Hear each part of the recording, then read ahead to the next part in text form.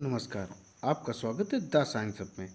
आप लोग देख रहे हैं साइंस की स्पेशल सीरीज 31, अर्थात अब तक 30 क्लासें कंप्लीट हो चुकी हैं। ये इम्पॉर्टेंट है रेलवे ग्रुप डी, CBT 2 अर्थात NTPC के मेंस एग्जाम के लिए, PGT, TST और सुपर टेट या किसी भी स्टेट का टेट हो। इवन जितने भी एग्ज़ाम होते हैं जिसमें साइंस आती है सभी के लिए इम्पॉर्टेंट है। आइए स्टार्ट करते हैं अपनी 31 सीरीज 776 नंबर क्वेश्चन से। मानव शरीर का सामान्य तापक्रम क्या है? तो यह कितना होता है? इसका आंसर हो जाए ए नंबर 37 सेल्सियस। कितना होता है? 37 सेल्सियस है मानव शरीर का।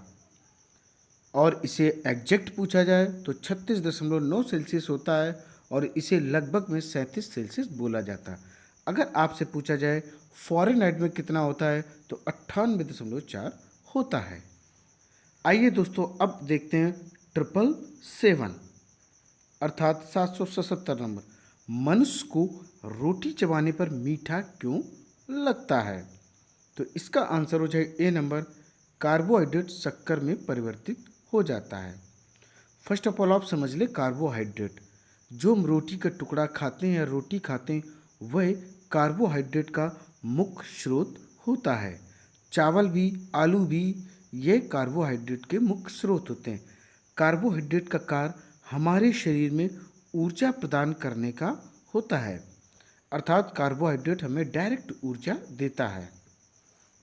जब हम रोटी को लगातार मुंह में चबाते रहते हैं तो अपने मुंह में कौन सी लहर पाई जाती? टाइलिन एंजाइम होता है, जिसकी वजह से क्या होता है, ये जो कार्बोहाइड्रेट का टुकड़ा है धीरे धीरे चबाने पर वह शक्कर अर्थात स्टार्च के रूप में परिवर्तित हो जाता है। इसलिए रोटी का टुकड़ा हमें मीठा लगने लगता है। अगर आपसे पूछा जाए कि मनुष्य के लार में कौन सा एंजाइम होता है तो वह टाइलिन एंजाइम होता है। अब इस क्वेश्चन का डिस्क्रिप्शन देख लें आंसर का। कार्बोहाइड्रेट का शक्कर जिसको ग्लूकोज कहते हैं में परिवर्तन के कारण मनुष्य को रोटी चबाने पर मीठा लगता है। अब देखें क्वेश्चन नंबर 778।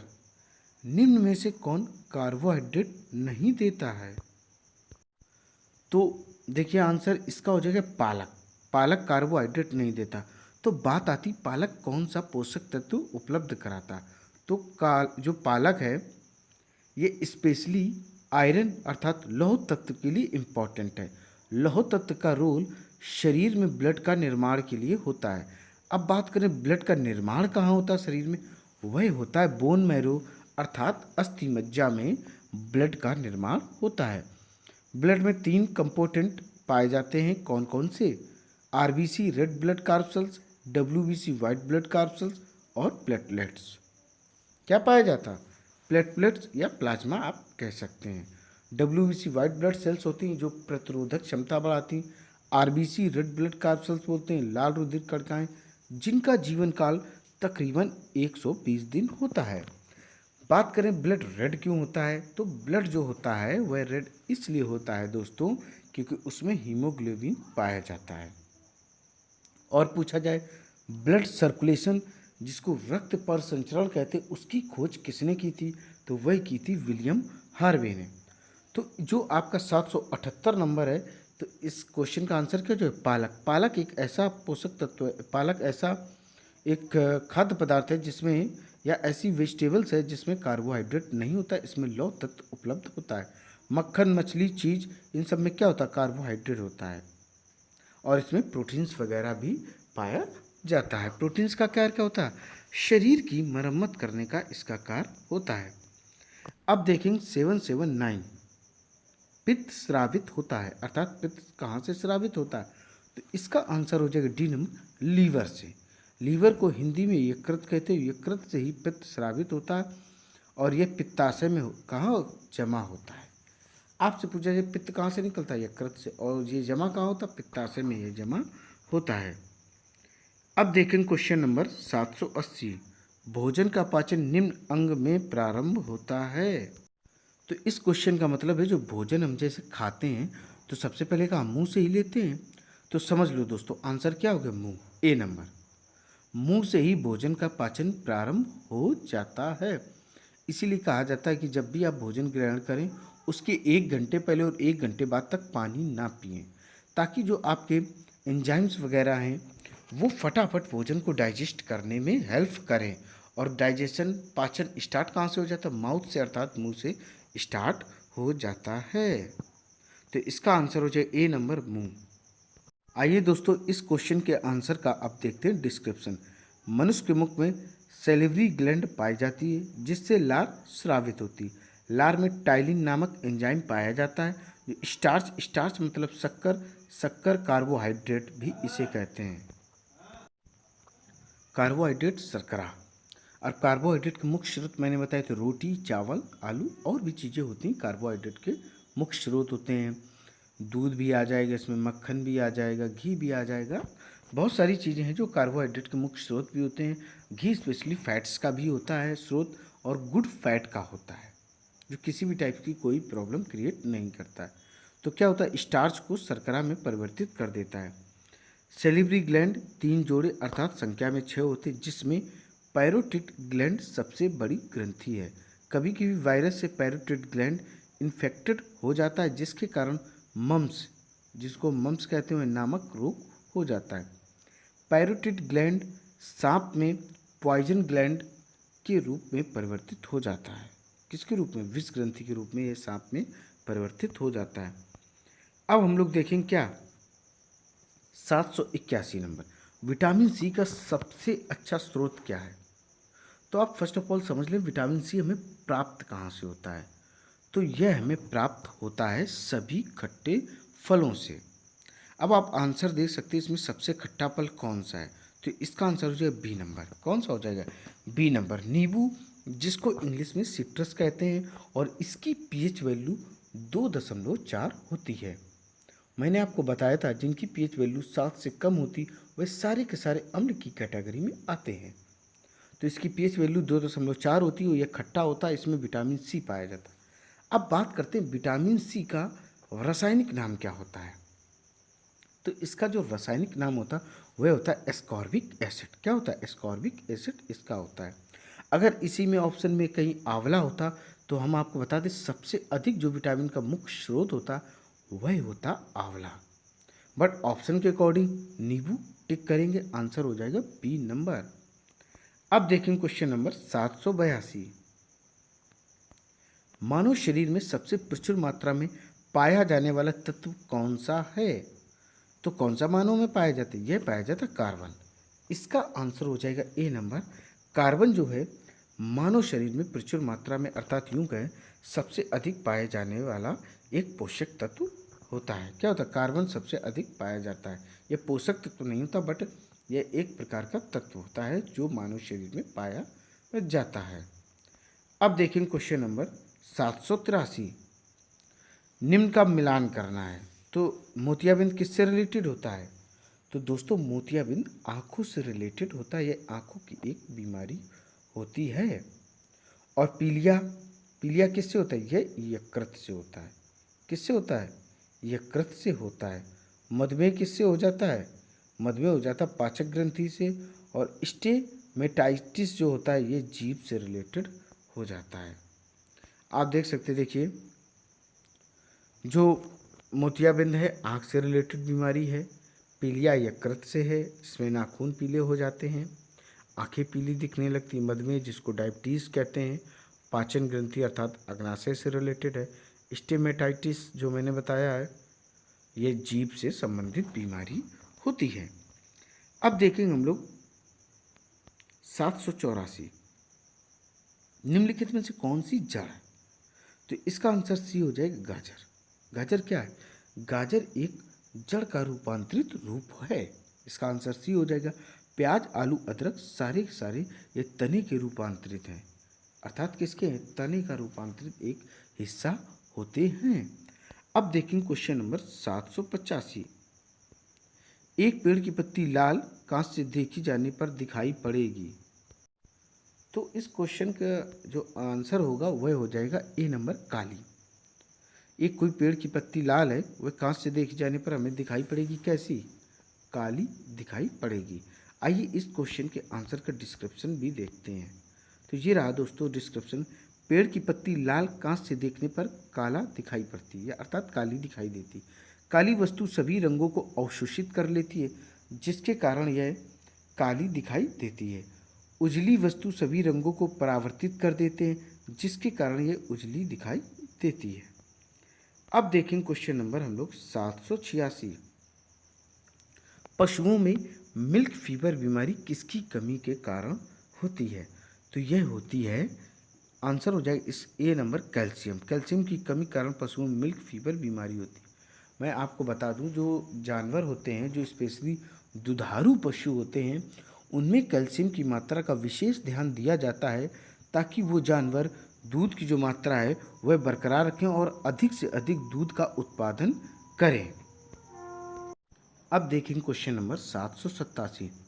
निम्न में से कौन जल तथा कार्बन डाइऑक्साइड को कार्बोहाइड्रेट में बदलता है? इसका आंसर हो जाएगा शैवाल। शैवाल मतलब एल्गी। शैवाल में क्लोरोफिल पाया जाता है, जिस कारण शैवाल सूर्य के प्रकाश में जल तथा कार्बन डाइऑक्साइड को कार्बोहाइड्रेट में बदलता है। शैवाल आपने जरूर देखा होगा, जैसे सीढ़ियाँ खुली हो तो बरसात में आप देखते हैं ग्रीन कलर का हो जाता है, वह शैवाल ही होता है। उनके अंदर क्या होता है, हरे दिखाई पड़ते क्लोरोफिल की वजह से। वह प्रकाश संश्लेषण की क्रिया भी करते हैं। कौन? शैवाल। शैवाल को इंग्लिश में एल्गी भी कहते हैं। अब देखेंगे क्वेश्चन नंबर 788। पादप विषाणु में किस प्रकार के आनुवांशिक पदार्थ पाए जाते हैं? तो पादप की बात कर रहा, अर्थात प्लांट्स की बात कर रहा। तो प्लांट्स में क्या पाए जाते हैं? जो पादप विषाणु पाए जाते हैं वे आरएनए आनुवांशिक पदार्थ के रूप में पाए जाते हैं। आरएनए का फुल फॉर्म क्या होता है? Ribo nucleic acid. डीएनए क्या क्या होता है full form? Deoxy ribo nucleic acid. और डीएनए का जो डबल हेलिकल मॉडल्स है उसको प्रस्तुत किया था वाटसन और क्रिक ने। अब देखेंगे क्वेश्चन नंबर 789। मनुष्य नेत्र की मोतियाबिंद, मोतियाबिंद को इंग्लिश में कैटरैक्ट कहते हैं, कॉट्रैक्ट भी कहते हैं, कि शल्य क्रिया में शल्य चिकित्सक किसे हटाता है? तो इसका आंसर हो जाएगा क्या? बी नंबर, लेंस की अतिरिक्त मांसपेशियों को। अब आप समझ ले, लेंस क्या होती है? जो आगे की पुतली जैसी होती है उस पर अलग से मांसपेशियाँ चढ़ जाती हैं। वाइट कलर की हो सकती हैं, येलो कलर की हो सकती है, ये जब धीरे धीरे चढ़ने लगती इसी को मोतियाबिंद कहते हैं। जब आँख का ऑपरेशन किया जाता है इसी परत को हटा दिया जाता है और जो हमारा लेंस होता है आँख का वह खुल जाता है, जिससे दिखाई पड़ने लगता है। ध्यान रखिएगा, यह मोतियाबिंद बीमारी होती है और इसके लिए सरकार विभिन्न प्रकार की योजनाएं चलाती है, ताकि टाइम टू टाइम फ्री या निःशुल्क ऑपरेशन होते रहें और मोतियाबिंद से छुटकारा लोगों को मिलता रहे। अब देख लीजिए इसका डिस्क्रिप्शन। मनुष्य नेत्र की मोतियाबिंद की शल्य क्रिया में चिकित्सक लेंस की अतिरिक्त मांसपेशियों को हटाता है। अब देखेंगे हम लोग क्वेश्चन नंबर 790। भारत में श्वेत क्रांति के जनक माने जाते हैं। तो श्वेत क्रांति के जनक कौन माने जाते हैं? तो इसका आंसर हो जाएगा A number, doctor V Kurien. English में इनको वी कुरियन है, शॉर्ट में वी का होता है, वर्गीस कुरियन इनको कहते हैं।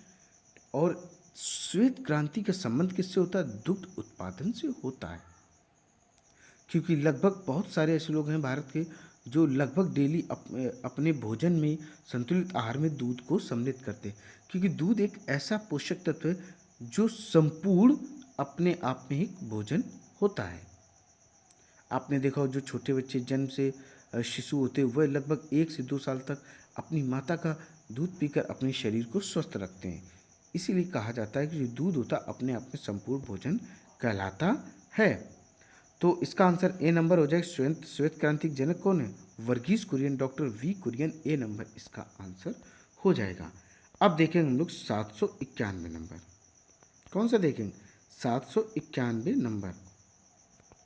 निम्नलिखित में से कौन सा बर्ड फ्लू वायरस है जिसे एवियन फ्लू वायरस भी कहा जाता है? इसका आंसर हो जाएगा ए नंबर, H5N1।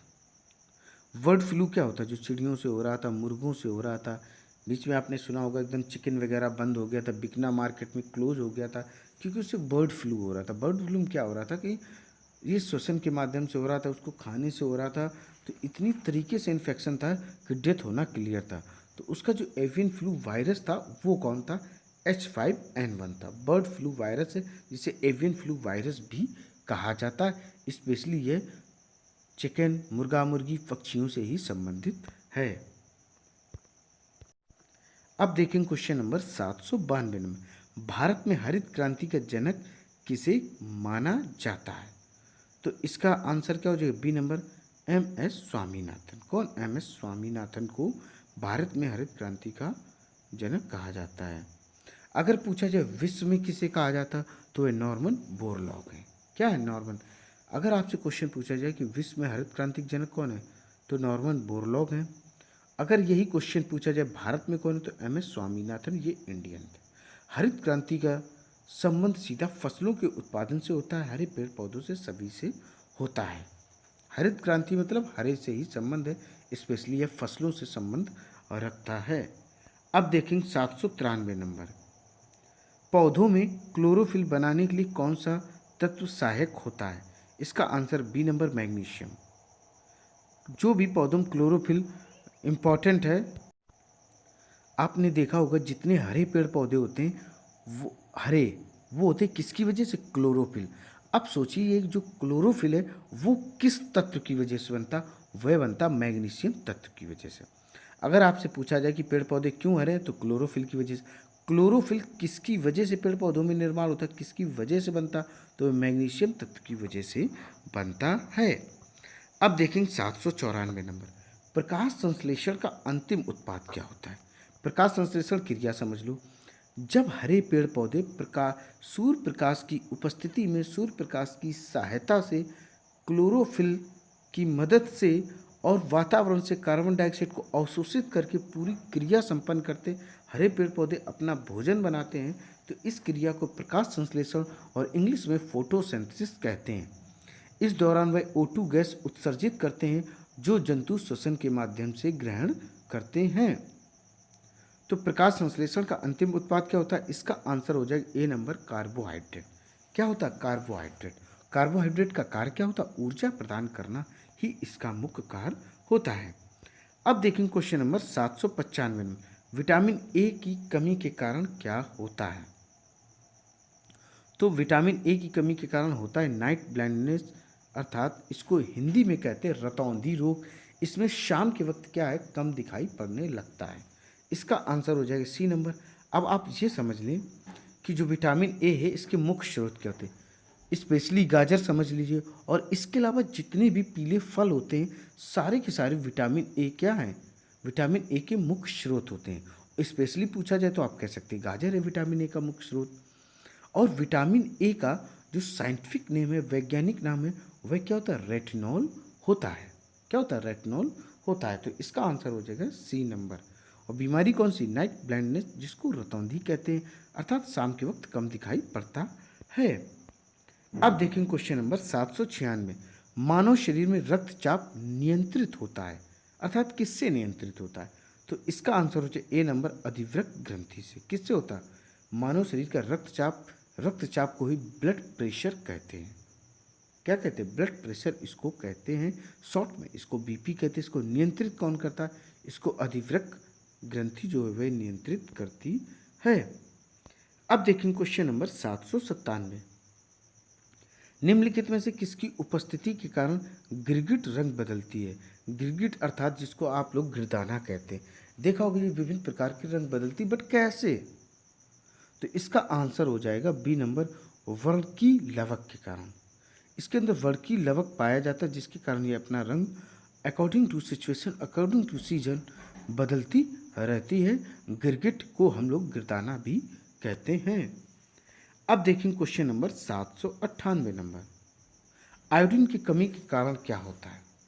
तो आयोडीन की कमी के कारण होता है रोग घेंगा। कौन सा रोग होता है? घेंगा रोग होता है। आयोडीन पाया किस में जाता है? NaCl में पाया जाता है। NaCl मतलब साधारण नमक या इंग्लिश में सॉल्ट इसको कहते हैं। तो आयोडीन की कमी से ग्वाइटर रोग होता है। और इसकी पहचान क्या होती है? इसमें गर्दन में सूजन आ जाती है। क्या होता है? गर्दन में इसमें सूजन आ जाती है आयोडीन। और आयोडीन में प्राप्त कहाँ से होता है? नमक के रूप में या खनिज लवणों के रूप में यह प्राप्त होता है। इसका आंसर हो जाए बी नंबर, कौन सा रोग होता है? घेंगा, इंग्लिश में इसको ग्वाइटर रोग भी कहते हैं। अब देखेंगे क्वेश्चन नंबर हम लोग 799। प्रचुरतम मात्रा में खाद्य प्रोटीन के दो ज्ञात स्रोत निम्नलिखित में से कौन से हैं जिनमें जबरदस्त प्रोटीन पाई जाए? तो इसमें आंसर हो जाएगा बी नंबर, सोयाबीन और मूंगफली। जब भी आपको लगे कि आपका शरीर दुबला पतले हैं, कमज़ोर हैं आप, तो बिना सोचे समझे आप प्रोटीन्स की चीज़ें ले सकते हैं। जब आप प्रोटीन्स लेंगे और साथ में एक्सरसाइज करेंगे तो आपकी बॉडी है बहुत जल्दी मेंटेन हो जाएगी, दुबले पतले लोग हट्टे कट्टे हो जाएंगे। तो सबसे अधिक प्रोटीन किस में पाई जाती है? सोयाबीन और मूंगफली में सबसे अधिक प्रोटीन पाई जाती है। इसका आंसर हो जाएगा सी नंबर। अब देखेंगे हम लोग क्वेश्चन नंबर 800। लार किसके पाचन में सहायक होता है? तो लार किसके इंपॉर्टेंट होता है पाचन में? इसका आंसर है बी नंबर, स्टार्च। स्टार्च मतलब कार्बोहाइड्रेट। कार्बोहाइड्रेट का मतलब है रोटी हो, चावल हो, आलू हो, मक्खन हो, ये सब चीज़ें क्या है? कार्बोहाइड्रेट के मुख्य स्रोत हैं। तो इनके पाचन में क्या है? लार इंपॉर्टेंट होता है। लार में टाइलिन नामक एक एंजाइम पाया जाता है। तो इसका आंसर क्या हो जाएगा? B number. देखिए डिस्क्रिप्शन, लार स्टार्च के पाचन से सहायक होता है, इसमें टाइलिन नामक एंजाइम होता है।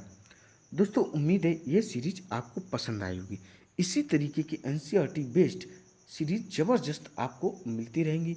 बस आपको वीडियो अधिक से अधिक लाइक करना है और क्या करना? शेयर करना, मेरे चैनल को सब्सक्राइब करना है। फटाफट जो आपकी मंजिल है उसे पाने की कोशिश करें, किसी प्रकार की कोई टेंशन न लें। दोस्तों जय हिंद, जय भारत।